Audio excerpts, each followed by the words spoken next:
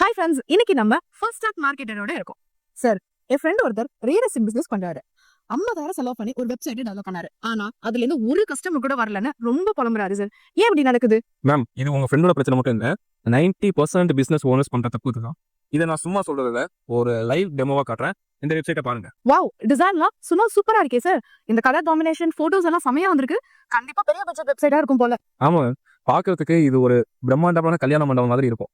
ஆனா சோழம் என்னன்னா, மண்டபம் சூப்பரா இருக்கு, கல்யாணத்துக்கு யாரும் வரலையே. ஐயோ, ஏன் சார் வரல? ஏலா, மண்டபம் எங்க இருக்குன்னு இவங்க இன்விடேஷன்ல போடவே இல்லை. புரியலையா? கூகுள் கண்ணுக்கு இந்த அழகான டிசைன் தெரியாதுன்னு, அதுக்கு வேற மொழி தான் புரியும். அது என்னன்னு ஒரு டூல் வச்சு காட்டுறேன் பாருங்க. இப்போ என்ன சார் பண்ணிட்டு இருக்கீங்க? இது SEO ஆப்டிமர். இது ஒரு ஸ்கேனிங் மிஷின் மாதிரி. உங்க வெப்சைட்ல என்ன வியாதி இருக்குன்னு இது புட்டு வச்சிரும். ரிசல்ட் வரக்கும். அச்சச்சோ, என்ன சார் இது? ஒரு பெரிய ரெட் கலர் டி கிரேட்னு காட்டுது. ஸ்கூல்ல கூட நான் அந்த மாதிரி வாங்குனதே இல்லையே. அதான் உண்மை.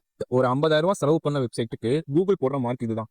கொஞ்சம் கீழே பாருங்க, இங்கே மெட்டா டிஸ்கிரிப்ஷன் மிஸ்ஸிங்னு ரெட் கலர்ல இருக்கு. இதுதான் பிசினஸ் நடக்காததுக்கு ஃபர்ஸ்ட் ரீசன். மெட்டா டிஸ்கிரிப்ஷன்னா என்ன? சிம்பிளா சொல்றேன். நீங்க ஒரு ஷாப் வச்சிருக்கீங்க, ஆனா வாசல்ல நேம் போர்டே வைக்கல. ரோட்ல போறவனுக்கு இது ஒரு மளிகை கடையா இல்ல துணி கடையான்னு எப்படி தெரியும்? கூகுள்ல யாராவது பெஸ்ட் பில்டர்னு தேடினா இந்த வெப்சைட் என்ன பண்ணுதுன்னு கூகுளுக்கே தெரியல. அப்புறம் எப்படி கஸ்டமருக்கு காட்டும்?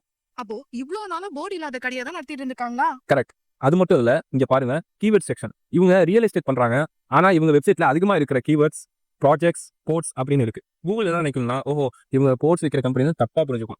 இதுக்கு பேர் தான் டெக்னிக்கல் கேப்.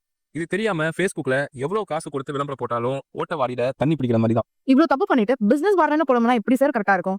சரி, டிசைன் நல்லா இருக்கு, அட்லீஸ்ட் கஸ்டமராச்சும் உள்ள வந்து இம்ப்ரெஸ் ஆயிடுவாங்களா? அங்கதான் அடுத்த ட்விஸ்ட் இருக்கு. இன்னைக்கு இன்டர்நெட் யூஸ் பண்றவங்களுக்கு ரொம்ப கம்மி. ஒரு வெப்சைட் ஓப்பன் ஆக 3 செகண்டுக்கு மேல ஆச்சுன்னா உடனே பேக் பட்டன் அனுப்பிடுவாங்க. இதை பாருங்க, பேஜ் ஸ்பீட் இன்சைட் டூல் என்ன சொல்லுதுன்னு. 90% ஆஃப் பீப்புள் போன்ல தான் வீடு தேடுறாங்க. ஆனா இவங்க வெப்சைட் போன்ல ஓப்பன் ஆக திணறு. கஸ்டமர் வாசல்லே திரும்பி போயிடுறா. சார், இத பார்த்தா எனக்கே பகீர்னு இருக்கு. அப்போ இந்த வெப்சைட் இடிச்சிட்டு புதுசா தான் கட்டணுமா? தேவையில்லை மேம், இது ரிப்பேர் ஆன பென்ஸ் கார் மாதிரி. வண்டி குவாலிட்டியா தான் இருக்கு, ஆனா இன்ஜின் தான் லைட்டா டியூனிங் பண்ணணும்.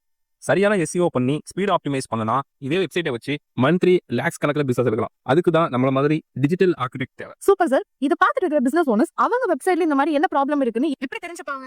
ரொம்ப சிம்பிள். கீழே டிஸ்கிரிப்ஷன்ல ஒரு லிங்க் இருக்கு, அதுல உங்க வெப்சைட் லிங்க் அனுப்புங்க. உங்க பிசினஸ்ல என்ன பிரச்சனை, அதை எப்படி சரி பண்ணலாம்னு ஒரு ஃப்ரீ டீடைல்டு ரிப்போர்ட் ரெடி பண்ணி தரோம். ஓகே ஃப்ரெண்ட்ஸ், ஃப்ரீயா ஒரு செக்அப். இந்த வாய்ப்பை ப்ளீஸ் மிஸ் பண்ணாதீங்க.